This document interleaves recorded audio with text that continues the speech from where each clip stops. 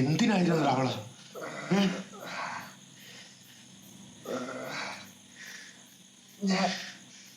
ഞാനോ?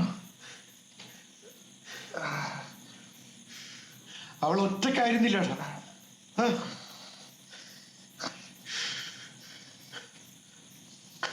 നീയും ഒറ്റക്കല്ലേ?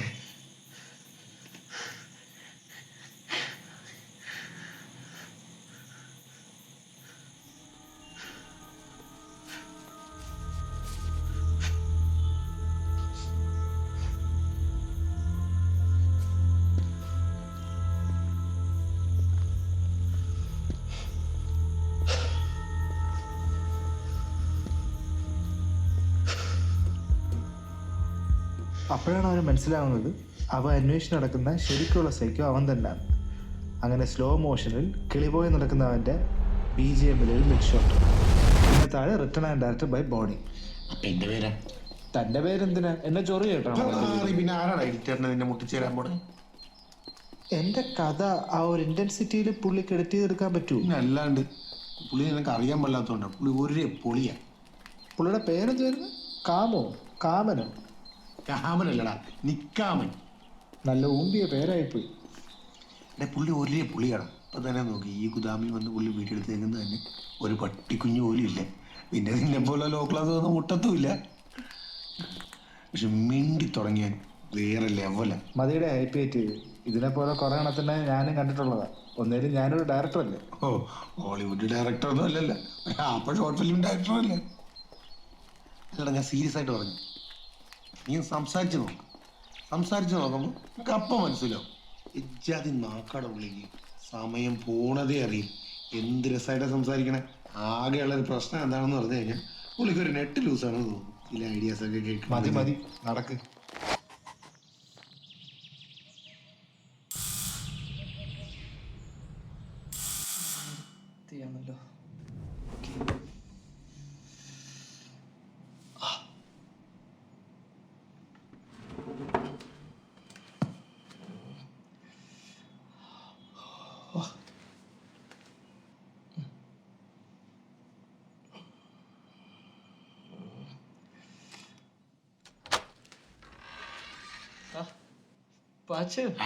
മോനെ ഡയറക്ടർ ബോണി. ഇപ്പൊ സെയിം വൈബായില്ല. നിന്നെ കുറിച്ച് തന്നെ പറഞ്ഞു. കാമോ വിട് വാ കേറ്.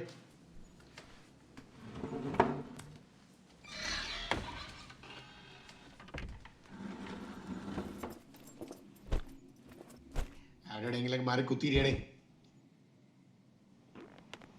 എന്നായിട്ട് സാർ പാറായി സാറാ റോളക്സാ DSLR ക്യാമറ ഷോർട്ട് ഫിലിം പിടിച്ചതൊക്കെ സാറ് ബോണി. ഷോർട്ട് ഫിലിം ആയാലും അതിലൊരു എഫേർട്ട് ഇടുന്നുണ്ടല്ലോ, അതൊരു ചെറിയ കാര്യമൊന്നുമില്ല. സാറിന്ന് വിളിച്ചാലും തെറ്റൊന്നുമില്ല. എന്നെ ബോണിന്ന് വിളിച്ചാൽ മതി, സാറെന്നൊന്നും വിളിക്കണ്ട. പോരാത്തതിന് ഈ സാറെന്ന് വിളിക്കുന്നത് എനിക്കെന്തോ എന്നെ ഒരുമാതിരി ഊക്കുന്ന പോലെ എനിക്ക് തോന്നുന്നത്. ബോണി സാർ, ബോണി പറ, എന്താണ് നമ്മുടെ സ്റ്റോറിയുടെ നരേഷൻ വരുന്നത്? എനിക്കൊരു ഐഡിയക്ക് വേണ്ടിയിട്ടായിരുന്നു. അത് ബോണിക്ക് എന്തോ ഒരു പ്രശ്നമുണ്ടല്ലോ. Cash or relationship? No, cash ആണ് ഇഷ്യൂ. വെയിറ്റ് നീ ഇപ്പൊ റെഡിങ് പണി നിർത്തിയിട്ട് ജോത്സ്യപ്പണിയും കൂടെ തുടങ്ങിയ? എങ്ങനെ മനസ്സിലായി? ക്യാഷ് തന്നെ ആയിരുന്നു ഇഷ്യൂ. കുറച്ച് നാൾ മുൻപ് ഞാൻ എൻ്റെ ഒരു ഫ്രണ്ടിന് കുറച്ച് ക്യാഷ് കടം കൊടുത്തിട്ടുണ്ടായിരുന്നു. അത് എൻ്റെ കയ്യിലില്ലാത്തതുകൊണ്ട് ഞാൻ വേറൊരു പാർട്ടിയുടെ കയ്യിൽ നിന്നായിരുന്നു അവന് വാങ്ങിച്ചു കൊടുത്തത്. അവൻ ഫോൺ വിളിച്ചാലൊക്കെ എടുക്കും, പക്ഷേ ഈ കടം വാങ്ങിച്ച പൈസ തിരിച്ചു കൊടുക്കാൻ എൻ്റെ അടുത്തും ഇല്ല, അവൻ്റെ അടുത്തും വകയില്ല.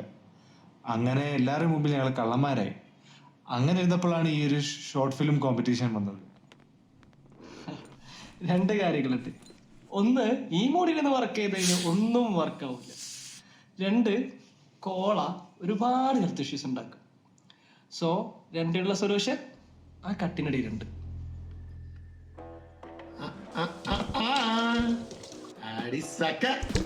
കുപ്പിയാ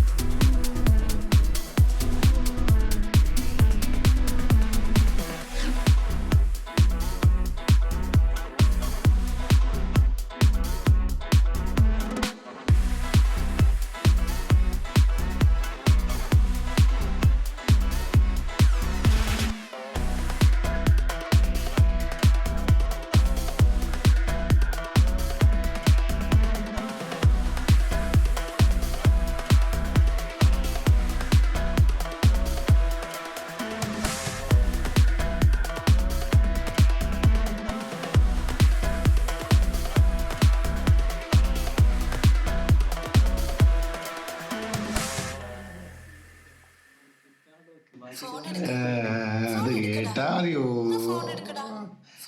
അയ്യ ഇതൊക്കെ എവിടെ കിട്ടി? ഷോർട്സ് ഒക്കെ ആരുടെ പേര് ആ പറയടി. എടാ നീ എവിടെയാ? ഞാൻ ഷോർട്ട് ഫിലിമിന്റെ കാര്യം പറഞ്ഞില്ല, ഞാൻ അതിന്റെ നീ പെട്ടെന്ന് ബോട്ട് ചെട്ടി വരുന്ന എന്നെ ഒന്ന് കൈനകരി വരെ ഒന്ന് ഡ്രോപ്പ് ചെയ്യണം. ഇപ്പഴാ? ആ ഇരുട്ടുന്നതിന് മുൻപേ വേണം, അല്ലെ സീനാണ് ആ സ്ഥലം. വേറെ ഈ ഷോട്ട് ഒന്ന് ഞാൻ നോക്കട്ടെ. ഇത് കുറച്ച് നന്നായിട്ടുണ്ട്. ആ ഇപ്പൊ വരില്ലേ നീ?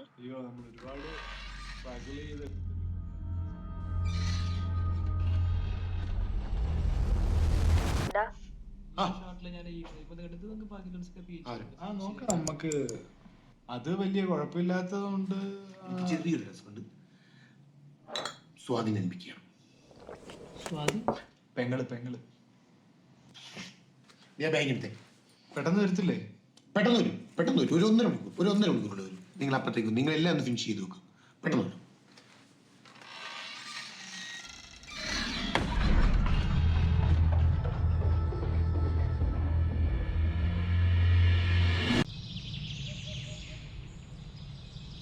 ആ കട്ട് സെറ്റ്. പടത്തിന്റെ കോൺസെപ്റ്റ് പൊളിയാണല്ലോടാ. Life changing moment. താങ്ക്സ്. ഞാൻ നേരത്തെ പറഞ്ഞില്ലായിരുന്നോ കടാൻ കൊടുത്ത് പണി കിട്ടിയ കാര്യം? അവൻ വിളിക്കുമ്പോൾ ഞാൻ ശരിക്കും കുളിച്ചോണ്ടിരിക്കുകയായിരുന്നു. ഞാൻ പൊതുവെ ഇങ്ങനെ എന്നെ ഒരാൾ വിളിച്ചു കഴിഞ്ഞാൽ തിരിച്ചു വിളിക്കുന്ന ഒരാളല്ല. പക്ഷേ അന്നെന്തോ ഞാൻ തിരിച്ചു വിളിച്ചു. പിന്നീട് ഇതിനെപ്പറ്റി ആലോചിക്കുമ്പോൾ ഞാൻ ഇങ്ങനെ ഒരു ചിന്തിക്കുമായിരുന്നു, ഈ കോൾ ചെയ്തില്ലായിരുന്നു എൻ്റെ ലൈഫ് അല്ലെങ്കിൽ കരിയർ തന്നെ മാറിയാണ്. ആ കോൾ ചെയ്താണ് എൻ്റെ ലൈഫ് ചേഞ്ചിങ് ഇവൻറ്റ്. അതാണ് എൻ്റെ ഷോർട്ട് ഫിലിമിൻ്റെ സീഡ്. കൊള്ളാലോ. ഇങ്ങനെയുള്ള അനുഭവങ്ങളാണ് നല്ല സിനിമകളൊക്കെ ഉണ്ടാവുന്നത്. എന്തായാലും കൊള്ളാം. ലൈഫ് ചേഞ്ചിങ് മൊമെന്റ് എല്ലാവർക്കും കാണുമല്ലോ ലൈഫ് ഫുൾ മാറ്റിയ എന്തൊരു ഇവൻറ്റ്. നിനക്കും കാണുമല്ലോ അങ്ങനെ എന്തേലും. ഒന്ന് ആലോചിച്ച് നോക്കിയേ.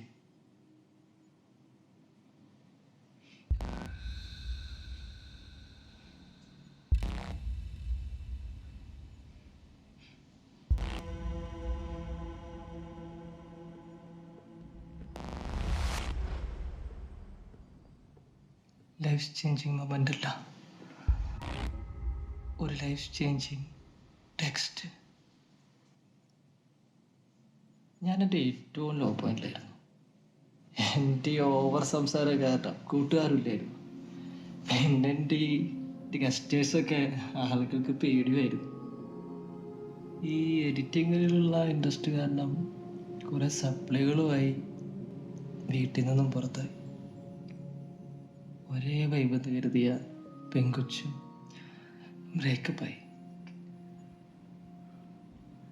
അവസാനമുള്ളൊരു വഴിയായിരുന്നു, വേറെ മാർഗമൊന്നുമില്ല, ആത്മഹത്യ. ഈ ഫാൻ കണ്ട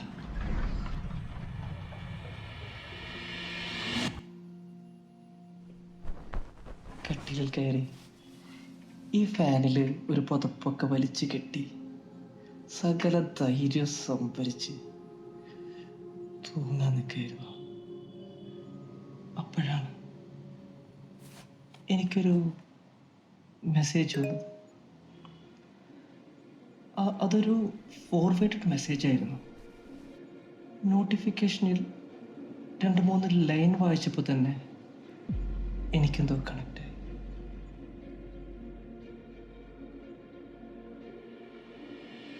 അമ്പോ, കൊള്ളാലോ.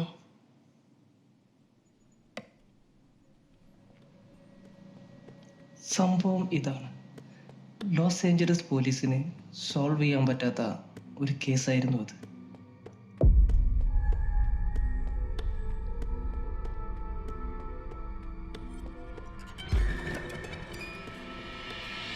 എലിസ ലാം എന്ന പെൺകുട്ടിയായിരുന്നു. ചെറുപ്പത്തിലെ ബൈപ്പോളാർ ഡിസോർഡർ ഡയഗ്നോസ് ചെയ്തിരുന്നു. കൗൺസിലിങ്ങും മെഡിക്കേഷനൊക്കെ ഫാമിലി ഒരു പരിധി വരെ അതൊക്കെ ഒതുക്കി വച്ചിരുന്നു. ഡെയിലി കൗൺസിലിങ്ങും തുടർന്നു. സ്വന്തം കാലിൽ നിൽക്കാൻ തീരുമാനിച്ച് അവൾ മറ്റൊരു യൂണിവേഴ്സിറ്റിയിലേക്ക് അഡ്മിഷൻ വാങ്ങിയെടുത്തു. ഫാമിലിയെ കൺവിൻസ് ചെയ്യിച്ച് ദൂരെ ഒരു നഗരത്തിലെ ഹോസ്റ്റലിലേക്ക് താമസം മാറ്റി. അതിനുശേഷം കൗൺസിലിംഗ് ഒക്കെ കുറച്ച്. അവളുടെ ഹോസ്റ്റൽ റൂംമേറ്റ്സിന് അവളുടെ പെരുമാറ്റം അഡ്ജസ്റ്റ് ചെയ്യാൻ പറ്റാത്തതുകൊണ്ട് അവർ കംപ്ലൈൻറ്റ് ചെയ്ത് അവളെ ഒറ്റയ്ക്ക് റൂമിലേക്ക് മാറ്റി. റൂം മാറിയപ്പോൾ തന്നെ ഇനി 2-3 ദിവസം കൂടുമ്പോഴൊക്കെ വിളിച്ചാൽ മതിയെന്ന് അവളെ വീട്ടുകാരെ വിളിച്ച് പറഞ്ഞിരുന്നു. ഇനിയാണ് കേസ്. ഒരാഴ്ചയായിട്ടും വീട്ടിലേക്ക് അവൾ വിളിക്കാത്തതുകൊണ്ട് ഹോസ്റ്റലിൽ വിളിച്ച് അന്വേഷിച്ചു. വാർഡൻ ഹോസ്റ്റലിൽ പോയി അന്വേഷിച്ചിട്ടും അവളെ കണ്ടില്ല. ഉടനെ പോലീസിൽ അറിയിച്ചു. പോലീസും ഡോഗ് സ്ക്വാഡും അവിടെ ഫുൾ സെർച്ച് ചെയ്തിട്ടും ഒരു ലീഡും കിട്ടിയില്ല. ആകെ കിട്ടിയ ഒരു ക്ലൂ, ഒരു CCTV ഫുട്ടേജ്, ലിഫ്റ്റിലെ ഒരു CCTV ഫുട്ടേജ്.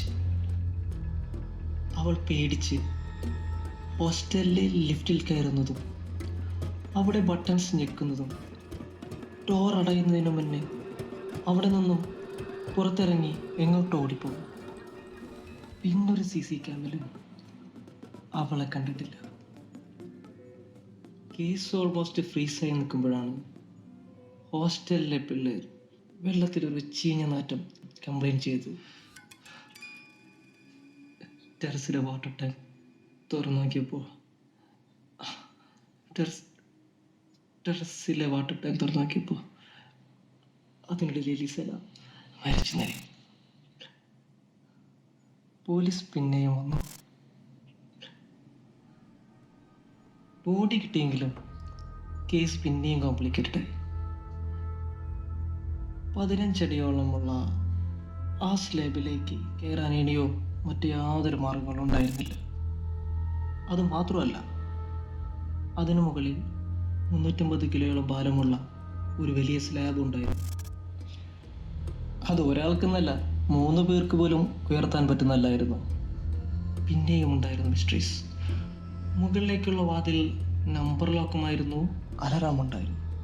പക്ഷേ ഇതിലൊന്നുമില്ലാത്തതിന് പുറമെ ഒരു CCTV ക്യാമിലും ഒരു വിഷ്വൽസ് പോലും അവൈലബിൾ അല്ലായിരുന്നു. Case almost ടെക്കായി.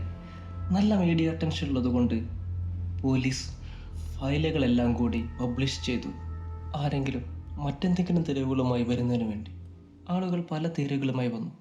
Demon worship, elevator ritual, spiritual possession. അങ്ങനെ ഫോർവേഡായി വന്ന ഒരു റാൻഡം മെസ്സേജ് ആയിരുന്നു അത്.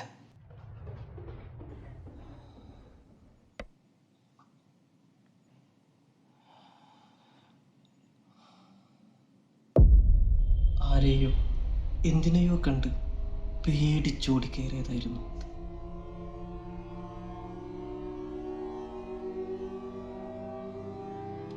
അതിൽ കാണാം ക്ലിയർ ആയിട്ട് അവൾക്ക് 2 മൂഡ്സാണുള്ളത്. ഒന്ന് പേടിച്ച് സബ്മിസീവായത്, അതാണ് ആദ്യം കാണിച്ചത്. അതിൽ പേടിച്ച് കൈകളൊക്കെ ചേർത്ത് വെച്ചിട്ടാണ്. കുഞ്ഞിലെ തന്നെ അവളുടെ വീട്ടുകാർ ശ്രദ്ധിച്ചിരുന്ന ഒരു കാര്യം ഉണ്ടായിരുന്നു. അവൾക്ക് എന്തിനോടെങ്കിലും പേടി തോന്നിക്കഴിഞ്ഞ അവൾ തന്നെ ആ പേടിയെ ഓവർകം ചെയ്യാൻ ശ്രമിക്കും. അതിനായി അവളുടെ പ്രവൃത്തികൾ പതുക്കെ പതുക്കെ അവളുടെ സബ് കോൺഷ്യസ് മൈൻഡിൻ്റെ നിയന്ത്രണത്തിലാണ്. ഒരിക്കൽ കൂടി അവൾ അതിനെ എത്തി നോക്കി. ആ ഭയത്തിൻ്റെ ഭീകരത എങ്ങനെയെങ്കിലും കുറയുന്നുണ്ടോയെന്നറിയാൻ ഇല്ല എന്ന് പലവട്ടം നോക്കി ഉറപ്പ് വരുത്തിയ ശേഷം അവൾ അടുത്ത മാർഗത്തിലേക്ക് കടന്നു. അതിൽ നിന്നും ഓടി ഒളിക്കുക. അതിനായി അവൾ ലിഫ്റ്റിൻ്റെ ബട്ടണുകൾ മാറി മാറി ഞെക്കി മറ്റൊരു ഫ്ലോറിലേക്ക് പോകാൻ ശ്രമിച്ചു. അതും പരാജയപ്പെട്ട് ആരും രക്ഷിക്കാനില്ലാതെ അവൾ ഒറ്റപ്പെട്ടു പോയി എന്ന് മനസ്സിലാക്കിയപ്പോൾ അവളുടെ മൈൻഡ് അടുത്ത മോഡിലേക്ക് സ്വിച്ചായി. രണ്ടാമത് ഇപ്പോൾ മാറിയത് കണ്ടോ? Strong, confident, dominant. അപ്പോഴുള്ള ഗസ്റ്റർമാർ വിരലുകളൊക്കെ വലിച്ചു നീട്ടി കൈയൊക്കെ ഇങ്ങനെ പതിയെ വിടർത്തി അലയടിപ്പിച്ചുകൊണ്ടിരുന്നു. അപ്പോഴേക്കും അവൾ ആ പേടിയെ മറികടന്നിരുന്നു. അവൾ എന്തിനെ കണ്ടാണോ പേടിച്ചത് അതിനു നേരെ നടന്നു നീങ്ങുന്നു.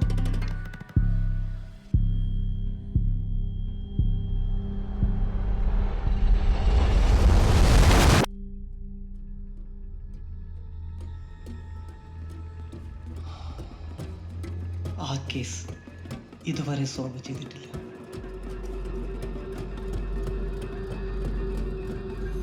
The case of Elisa Lam.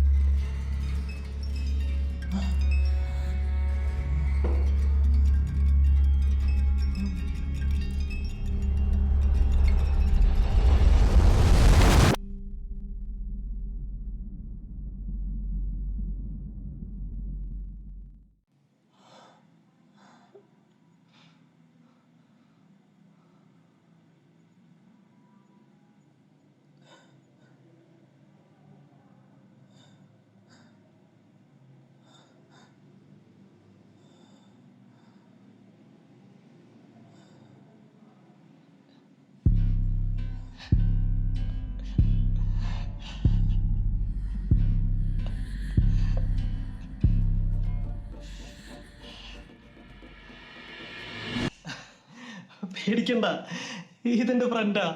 ഞങ്ങൾ ആക്ച്വലി ഒരു പ്രാങ്കിന് വേണ്ടി ഒരു എലിവേറ്റർ CCTV വീഡിയോ എടുത്തതാ. അതിന്റെ കൂടെ ഒരു കഥ ഇറക്കി, അതങ്ങ് കേറി വൈറലായിപ്പോയി.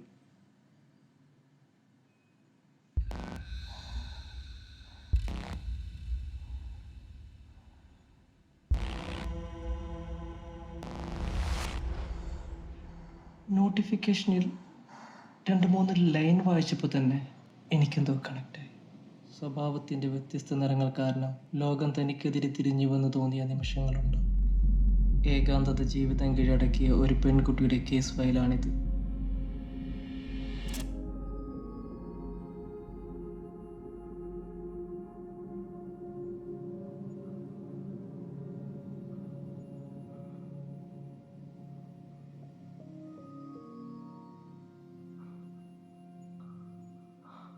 No.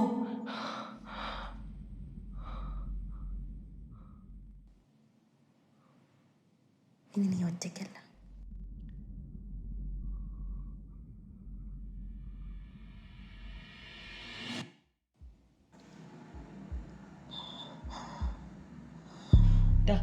പേടിക്കണ്ട, ഇത് എടാ ഫ്രണ്ടാടാ.